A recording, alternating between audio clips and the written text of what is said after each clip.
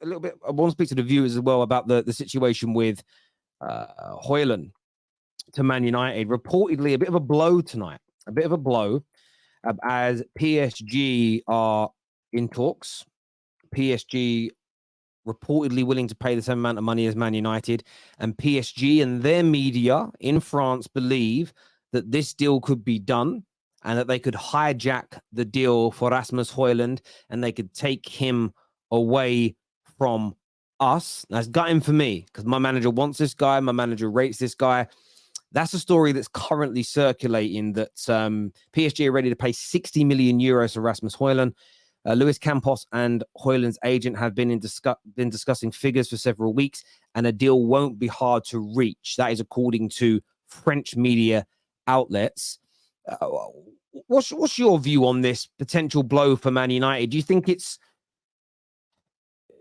United will allow this to happen? They appear to be leading the race. It's the first time his name's been heavily linked for a while now to another club. What's your take on that? I know your game. I know your game. I know you don't really believe that you're going to miss out on him. I know you don't. None of us really do. And the reason why you're going to play it up is so that you could say that he turned down PSG to go to Man United. I know your game. But what I like about this is that, like, obviously online, some United fans are panicking about it. So they get to feel what it feels like when another club with infinite resources comes in for a player that you're really interested in, and you get to panic for a week or so before you put in a big bid and close out the deal. But that's all it seems like to me, leaking this information to the French media, and making it seem as though it could get done quick to hurry Man United up so that they pay a little bit more and go a little bit quicker so that they can get their business done. But I would just imagine with all the work that's been done so far, and Højlund being a Man United fan and probably favoring a move to Man United, that will end up being important in all of this. And I would imagine Man United are prepared to do what's necessary to get it done. But I will enjoy like the next couple of days when Man United fans actually don't think it's going to get done and they panic a little bit about it.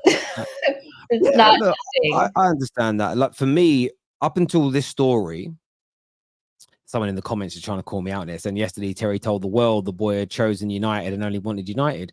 Well, that is what the media outlets said. But remember, if Man United don't get a deal done with Atalanta, the players' wants are very different. So you look at the situation. I always believe that Declan Rice wanted Arsenal over City. But if Arsenal couldn't get a deal agreed and City could, he was open to going somewhere else. So I think these links are true. But I as of right now, there's nothing to panic about. I think Man United are leading this race. I think he wants to come to us.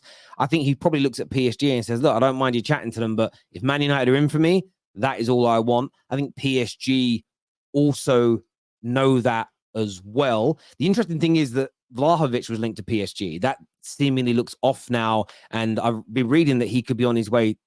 The press that have put this story out, and this is really intriguing for Spurs.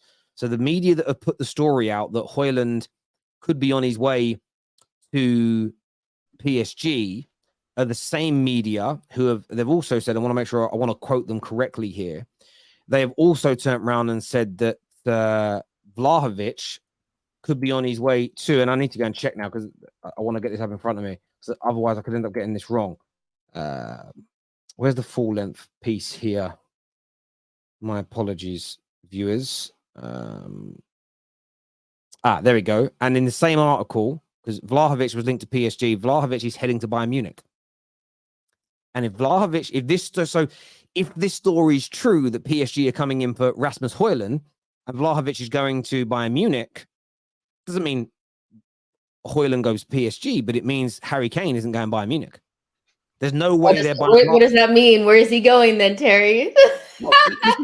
But you know my belief. We've obviously had this conversation off camera many times. I still think Man United are going to try and sign Harry Kane later in this window. I totally believe that is what we're going to. And it's fan theory, but we've raised £27 million in sales so far. We've not sold any big assets yet. You've still probably got Maguire, McTominay, Fred. Those three alone and Henderson. That's 80, 90 million we can raise. So we're able to buy the 4 players we're linked to without selling anybody. We already know this. Wages have got to go, but we don't need to raise money for the other players. We know this already. If we can raise 100 odd million in sales, 27 million's already been raised. I believe we go for Kane. So look, I hope that they don't come in and take Rasmus Højlund away. But I do hope part of this article is true. I hope that Vlahovic is going to Bayern Munich, because then that just means there's one place left. There's actually only one place left in the world that Spurs can allow Harry Kane to go. They'd prefer Bayern Munich out the league. They have to send him to Man United. Otherwise, there's a big possibility. You don't have to sell to Man United. No, they do. I'll tell you as to why. No, Jay, on a level. Okay. I'll tell you why they do. No, I'll let you go and then let me go.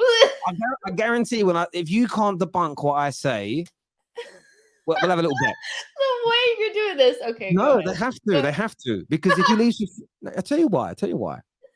Because he could end up at Chelsea or Arsenal next summer for free, and that will hurt Tottenham and will damage relationships between the fans and Levy, the fans and Enoch, far more than selling him to Man United, far more than letting him go to Bayern Munich, because Spurs fans despise both of those football clubs. And remember, it's not likely to be Arsenal. It's more United will still have a big chance next summer. Chelsea will come in hard. Poch is there. But remember, he grew up an Arsenal fan. I think people forget that Harry Kane grew up an Arsenal fan. So for me, if this story is true and Vlahovic is going to Bayern Munich, Daniel Levy's got to use his nuts. He's got to use his brain and go, right, he's got to think he's playing drafts right now. Do? No. I'm being serious. He has to think strategically. What's the best for Tottenham now financially? Best for Kane, our greatest ever player, and what's best for relationships with the fans? And the best of a bad situation is let Man United have him, get a good price, but let Man United have him. That stops him ever walking through the doors at Chelsea or Arsenal, because by next summer, especially your club, people think I'm mad to say Arsenal. I'm not. People think there's loyalty in the game. There ain't no loyalty out there. There's no loyalty out there. These players are that's loyal. It's Harry Kane. No, that is a loyal guy. No, he's not, Jay. No, I'm telling you, Harry Kane has got how do I say this in the right way? Harry Kane has got one of the best PR teams in the world. Okay, he's clean cut, no tattoos, blonde hair, blue eyes, England's sweetheart. This man is as ruthless as the players that we sort of predict. Not predict, what's the word? Depict to be ruthless and not loyal. This man, and Man United had a situation like this. Wayne Rooney was abused by our fans for wanting to leave. But yet Anthony Martial and David De Gea both tried to leave on numerous occasions and are adored. And they never get the same level of stick. Harry Kane, the way he tried to get out of Tottenham, he ain't loyal. This man was doing TV shows with Gary Neville to get out of the club. So at the end of the day, gentleman's agreement. Nah, he ain't. Listen, he's a top professional. There's no doubt about that, Kane. But none of these people are loyal. They will go to the best club for their career. And listen, Harry Kane joining Arsenal would ruin his Tottenham legacy. If he comes to Arsenal and wins you a Premier League, he becomes a bigger legend in football and a bigger legend in North London than he could ever be at Tottenham. Because you guys, we're all the same. Fans aren't loyal either. Because you hate Harry Kane right now. But if he become one of your players, you would fall head over heels in love with him within seconds. Like that. Boom. It's true. I'd like Steven Gerrard, but it turned out Fergie tried to sign him once. And if Gerrard had become a Man United player, I'd have fallen in love with I've been on my guys here. We're all the same. We're all the same. We're all the same. But listen, Højlund in at Man United, Kane in at Man United. If we get both of those players and Amrabat, we're challenging for that Prem. We could even win the Prem. We could even win the Prem with them players. You're going to get one striker. Again, if we're going to get one striker. Maybe, but that isn't what I said, is it? That's not what I said. Yeah, you said Kane and Højlund. Yeah, if we get them, we'll challenge. Okay. So my whole thing with this is I think Levy would rather keep Kane against his will than sell to a Premier League team over his dead body. Like, I just don't think he wants to do it. I don't think it's even just about London teams. I think it's about in the league, period. And so I think they will eventually get to a point where he goes to Bayern. Like, I think a lot of this is just playing games, to be honest. Like, I don't necessarily see why Bayern wouldn't push for Kane and end up with Vlahovic, who, you know, is a good player, but nowhere near the same. And Bayern need a star. They need they need something because they're looking a little rank. So I think they will push to get it done. I still think you guys will get Højlund. I don't know who PSG are going to get, but who really cares about them? But yeah, like, if Man United were to get, you know, Kane and Højlund, yeah, that would be like a superstar, you know, center forward and backup center forward situation. I don't think it's likely in this window, but like, yeah, it would be awesome. But over Levy's dead body, is he going to sell him to a Premier League club, period? Yeah, I agree with you. I know he doesn't want to. And if he can get him to buy, and he will 110% do it. And as Cal says here, I don't see him actively wanting to sell to Man United the way Terry thinks, not after the Berbatov stuff. Listen, I agree he won't want to, but if the Bayern Munich option becomes impossible because they sign Vlahovic, he's like, go back to what I said, and I'm very clear. The best of a bad situation. He won't be going, oh, amazing, he gets to go to Man United. But what I think, and again, sometimes you've got to think. I was watching The Sopranos earlier today, and there's an episode where some of the lower ranking mobsters are like, they've got this big deal that they're doing the union stuff on, where it's worth like $250 million, where they're building all these new buildings along a water line in New Jersey. But because they're so used to stealing, some of the lower level mobsters are like stealing tiles that are delivered and fiber cable and whatever else. And Tony Soprano like grabs one of the capo and says, look, you're not thinking about the bigger picture. You could potentially lose us $250 million chasing 100,000. And that's and a lot of people in the world struggle to look bigger picture or 2 or 3 steps down the road. And that's what Daniel Levy's got to do if this Bayern Munich situation happens. He has to think about it from the perspective of, if we let him leave for free and he joins our 2 most bitter rivals for nothing, the fallout from that is far worse than him swallowing, the pride. But he might not. He might go no and then allow it to happen. But that would be a stupid. It's almost cutting off your nose to spite your face. He has to look bigger. Look at the bigger picture here as far as I am concerned. Someone here says, think it's actually good for us. We'll step up. We'll step it up now. I think Probably Kevin's talking about Højlund. Yeah, the Højlund. Yeah, listen, I agree completely. Harrison Lang here, though, thank you for that super chat, Kevin, says, Terry, according to Lee Gunner in the know sources, he said nobody else was in for Højlund. You've got to mud him again. Yeah, he kind of made out that Højlund's got no technical ability. He's mad overrated. Nobody else even wants him. Well, again, that's debunked now. Having said that, what Lee will do, what Rashford's haters do.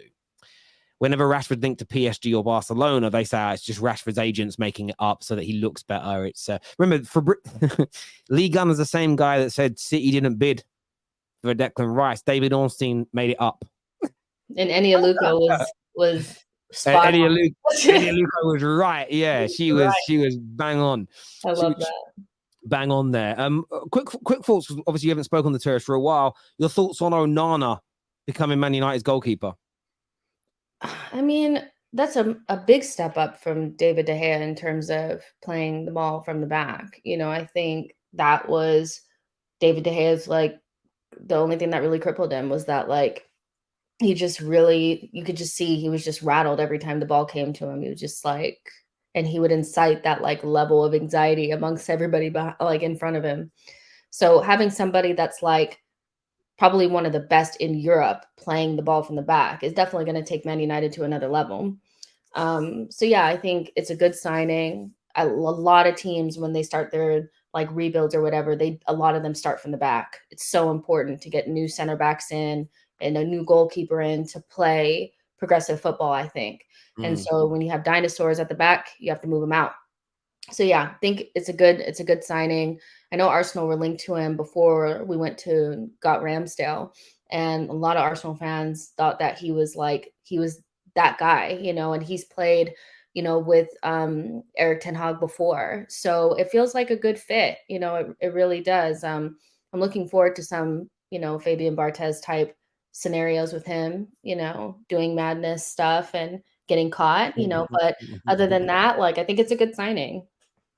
Yeah, I've spoken about it a lot. I agree. I think it's going to be brilliant for the way we play football. And I'm hoping, and I will talk about it soon on the show, but I'm hoping that he has an appearance against Arsenal on Saturday. Well, literally in about 24 hours time. He's with the squad now. So, yeah, I mean, he's literally like, sometimes I get so jealous of the jet set lifestyle. 2 days ago, he was in Milan, flies to Manchester, medical, everything else, flies to New York. Like, in such, like, obviously it's easy, quick, private jets and everything else. But yeah, the lifestyle is amazing.